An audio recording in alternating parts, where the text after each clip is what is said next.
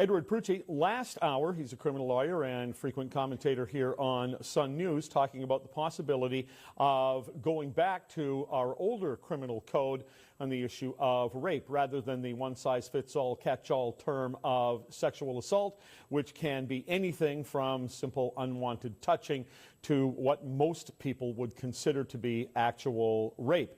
This is all on the table for discussion because an MP for Calgary, Rob Anders, has talked about bringing forth a private member's bill to accomplish just what we were discussing. And the MP joins me now. Rob Anders, welcome.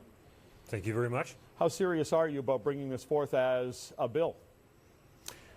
Very serious. I think that right now in Canada, people are receiving sentences on the average from 2 to 3 years for rape. And that I think is a joke, considering the severity of the crime. I want to make it a mandatory 8 years prison sentence for a first offense and 10 years for any subsequent offenses.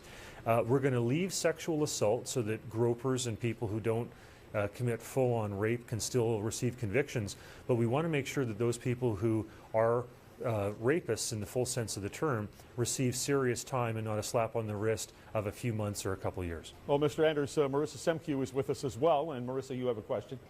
Hi, Rob. I was wondering, what kind of response have you received from your caucus colleagues? Has it been positive or negative? Oh, no, very positive. I have a number of MPs that want to speak to the bill, have requested that they have the ability to join with me in a sense, introducing it in the House of Commons. We have a number of petitions that we've gathered, and there are many MPs who would like to present those in addition to myself. Senator Boisvenu, as a matter of fact, was one of the people who was insistent at the Justice Advisory Committee that I brought it up at, that we make it consecutive. So if somebody has 3 convictions, it's 8 years plus 10 years plus 10 years for a total of 28, rather than just 10 years served concurrently. Well, you say that you're getting positive response, and I'm sure there'll be many people who will view it positively. You also, however, have your own challenge in Calgary, as maybe sometimes you do with members of your own party, and I want you to respond to what I've heard some people say. Maybe you think they're just being cynical, where they've said, well, Rob Anders is just trying to distract from his own political issues here. You know, I don't have the ability to choose when I come up in the lottery with regard to private members' business. There's 308 MPs. I just so happen to be one of the 15 in this particular session. I can't determine that. And in terms of when the party times a nomination, I have no discretion over that. So really, with both of those things, I don't have any influence on the timing. How much of a fight will the mandatory minimum aspect of this be? I think that if we actually had a vote in Canada of just ordinary citizens, never mind party lines or anything else, mandatory minimums, especially on violent crimes, would pass. But that doesn't mean you can get it through Parliament. You know, I and my staff have this discussion all the time. We have a number of people who write into the office who are very concerned, very sympathetic. We've had rape victims who have thought this is a high time for a change to give serious time for serious crime. The problem is that a lot of times you have our opposition who will say that they're tough on crime, but when you put a bill forward, they will amend it and water it down. We've certainly had some threats of that already. But I think that rape deserves serious time, and I want to see 8 or 10 years. Right now, the average is 2 or 3. I would have been happy with 20 years for this crime, but we have to take into account the potential of defense lawyers trying to challenge the constitutionality of it, saying that it's too close to manslaughter or murder. So I'm compromising at 10. I can't imagine what people go through if they are assaulted in that fashion, but I can imagine that 2 or 3 years seems like an insult. Well, it really is, because these people who have suffered this will have a scar emotionally, psychologically for the rest of their lives. It can deeply impact their ability to form trusting relationships for the rest of their lives. So to say that it's only merits a 2 or 3 year sentence is, and don't forget, that's the average. Some people get away with months for this. It's really a travesty for the victims. And it also doesn't encourage the offenders to seek the rehabilitation that they should seek while they're in jail.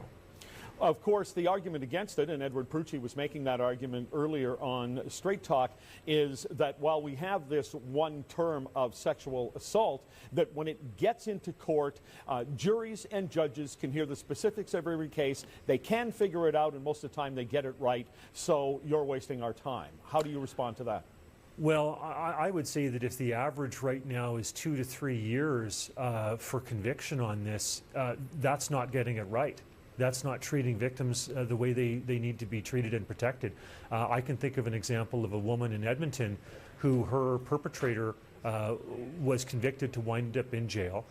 He sexually assaulted, raped his nurse and his psychiatrist in jail. And then she, when he was on day parole, was the 5th victim of his that day. Count that up, that's 8 women that he violated. And the idea that that guy was allowed to be out in the public without any form of restitution or rehabilitation is egregious. So to say that somehow we're getting it right at 2 years or a couple months is a joke. Well, I agree with you, and I think a lot of people watching will agree with you. You do come up in, as you said, the lottery of the ability of a private member to bring forth a bill. Private members' bills aren't the most successful things. Do you have any indication from the Prime Minister whether he's eager to have you do this? I haven't spoken to him specifically, but I sense that we will have a lot of support inside my party. I can't speak to the others. I've certainly had members of my caucus, like Senator Boisvenu and some of the people in the Justice Advisory Committee, who wanted me to make it consecutive, which I'm absolutely in favor of. When I had initially drafted it, we didn't have the consecutive aspect of it, so I'm very happy that the Conservative caucus wanted me to make it tougher.